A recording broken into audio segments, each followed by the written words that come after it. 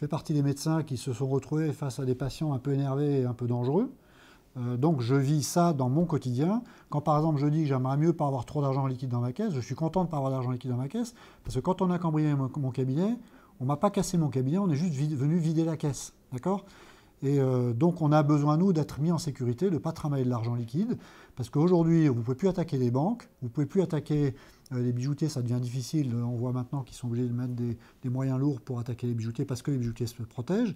Et donc les derniers où il y a de l'argent liquide qui circule, c'est les petits commerçants et c'est les médecins. Donc on a besoin de se sentir en sécurité, et on dit à tous les gens qui veulent nous cambrioler, il n'y a pas d'argent liquide dans nos caisses. On a besoin aussi que la population nous respecte. On n'est pas des prestataires de services comme les autres. On est attentif aux gens qui sont en face de nous. On prend plus en charge un patient qui ne va pas bien parce qu'on voit qu'il ne va pas bien. Donc on est concerné par le fait que les gens en face de nous aillent bien ou n'aillent pas bien. Donc on ne peut pas avoir cet investissement professionnel et en même temps se faire traiter comme la dernière roue de la charrette, soit par les pouvoirs publics, soit par certains patients. C'est rare, c'est heureusement très rare en médecine générale, mais quand ça arrive, je veux dire, c'est de nature à écœurer tellement les gens que parfois les gens arrêtent leur exercice. Le médecin généraliste n'est pas un prestataire de services comme les autres. On n'arrive pas en disant je veux, en disant je veux, en disant vous devez me donner ceci, je veux un arrêt de travail, je veux ceci, je veux cela. Nous, on est chargé de distribuer les soins en fonction des besoins de la population.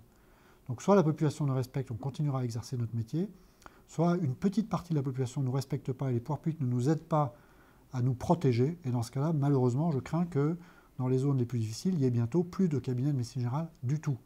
Donc la violence, ça fait partie de notre quotidien. Le risque de violence, ça fait partie de notre quotidien parce qu'on soigne aussi des patients qui vont parfois psychiquement très mal. On a besoin de ne pas être tout seul dans nos cabinets. C'est une des raisons principales du regroupement, notamment pour les femmes. Le fait d'avoir créé des maisons médicales de garde, ça a complètement changé l'état d'esprit des femmes par rapport aux gardes médicales. Quand on a créé les premières maisons médicales de garde, en 2002-2003, les femmes nous ont dit, dans ces conditions-là, on retournera faire des gardes.